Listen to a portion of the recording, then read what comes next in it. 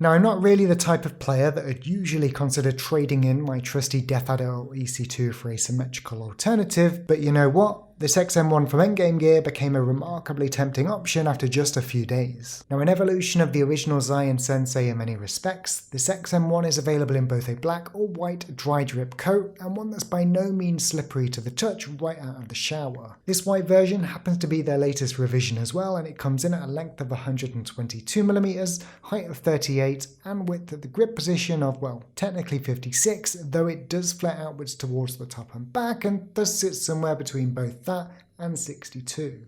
It's also borderline ultralight as well at a well-balanced 72 grams, and it's achieved this without holes and with no semblance of creaking, rattling or accidental side button actuations due to weaker internals. Now, with my 19x10cm hand size, I'd say it's suitable for all grip types and fortunately has no aggressive slopes or edges to speak of, so in other words, minor vertical adjustments are possible when fully palming. You do still get that feeling of a minor gap right behind your pinky in this case though, and that's of course due to the typical ambidextrous curve inwards on the side, but it is subtle here and it's something I could probably live with. That said, if they happen to round it off and straighten up the side, I really do think they might have the ultimate ergonomic shell right out of the gate, which is kinda crazy. Its two primary buttons feature pre-sorted on-run switches rated for 50 million clicks, which are additionally separated from its top shell and thus remain consistent right the way up. It's also incredibly low profile up at the front, and that has enabled some very snappy and tactile buttons that will ultimately cause no issues with accidental button actuations due to resting fat fingers. That and the analog technology under the hood should translate in theory to even faster response times. They've also nailed the two left side buttons, which you can additionally roll your thumb to activate, which is appreciated,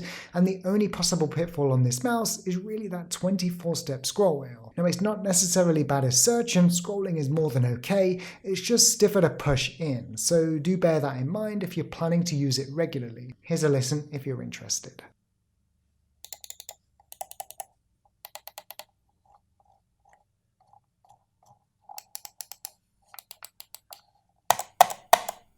Underneath you'll find 4 PTFE mouse feet and Endgame's implementation of the PMW3389 sensor with DPI toggle. This sensor features DPI in increments of 50, and that's from 50 right the way through to 16,000, and uniquely does this with absolutely no smoothing at any step.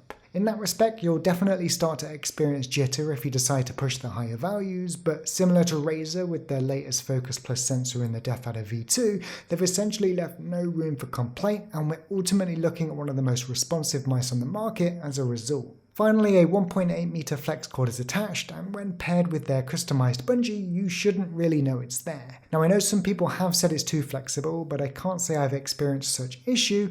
My only really complaint is that it does look aesthetically a little tacky. So taking a quick look at the completely optional but very lightweight software, you'll notice it only contains the necessities. It's important to note that you cannot rebind them to other functions, but you can at least disable 3 of them if wanted. Under Sensor, you can customize the 4 steps by either typing in the value or using the arrows.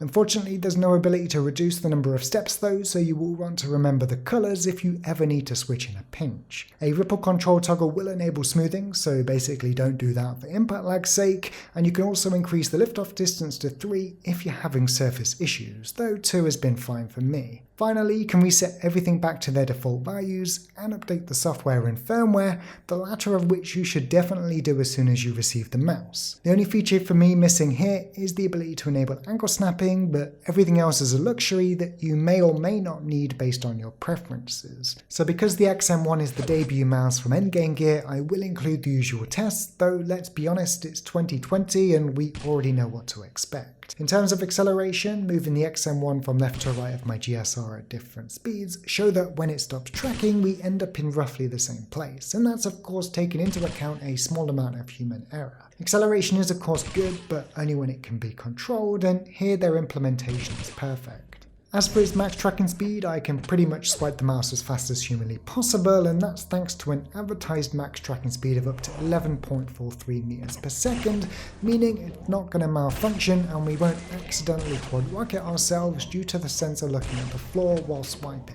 In terms of button latency against the Death Adder V2's optical switch, using a scientifically inaccurate but still viable in a real-world bump test, we can see it's about 1 to 3 milliseconds behind. The analog technology here is definitely getting work done, and you're going to have absolutely no issues here with dinging people as they pop out from doors in Counter-Strike. As for the button debounce time, we can see there are no issues with executing mini jumps in Shoot Mania. An otherwise too high of a button debounce time would make our smallest jump instead a medium-sized jump, and this is because the button wouldn't have been released quick enough before the second was activated. This also means there are no issues with full height rocket jumps in Quake because both mouse 1 and 2 can be pushed down simultaneously without delay, i.e. you're not going to jump before you shoot or shoot before you jump. You'll always reach maximum height.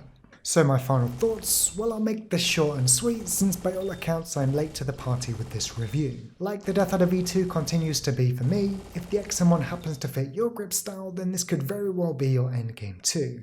Its build quality is nothing short of incredible, and I'll even go as far as to say it's the most impressive of any mouse that I've reviewed to date, which is honestly ridiculous considering it weighs in at just 72 grams. This weight also makes a positive difference for both longer sessions and flicks, but my favourite attribute to this mouse has to be the wider feel and gradual slopes at every turn, essentially making for a safe shape that offers an incredible amount of control.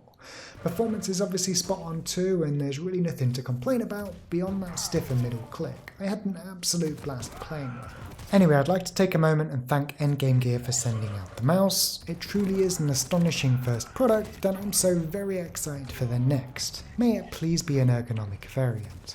In the meantime though, if you've liked the video then make sure to give it a thumbs up, subscribe if you haven't already, and do make sure to stop by my Twitch stream. In the meantime, if you have any questions or comments, then leave them down below and I'll get back to you. But for now, take care, keep gaming, and I'll catch you in the next video.